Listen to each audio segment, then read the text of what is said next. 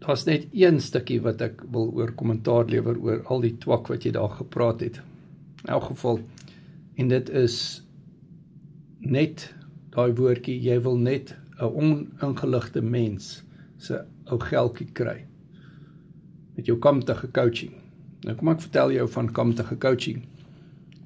Op hierdie coaching platform help ons mense om hulle tipe 2 diabetes om te keer en hulle kom af van hulle medikasies af. En elke dag sê hulle vir my dankie. So, dis bloot die twak wat jy daar praat.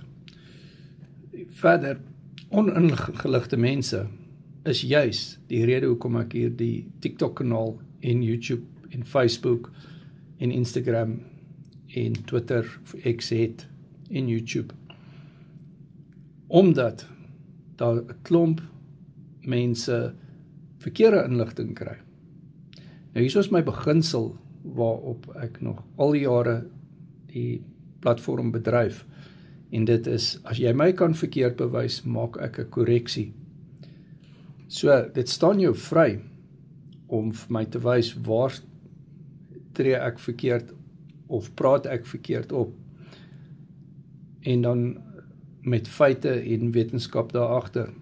Maar jy kan dit nie doen nie, want ek sê al vir 6 jaar, wys my waar praat ek verkeerd. Jy kan nie.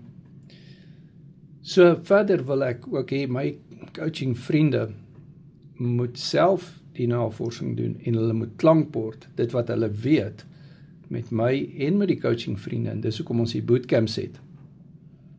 Maar dit is al wat ek daaroor wil sê. Carnivore Keto word coaching, dit werk, my nommer is in die bio, ons het nou mindset nommer 23 donderdag, oggend 10:00, en dan kan jy met die coaching vriende praat, wat ingelig is.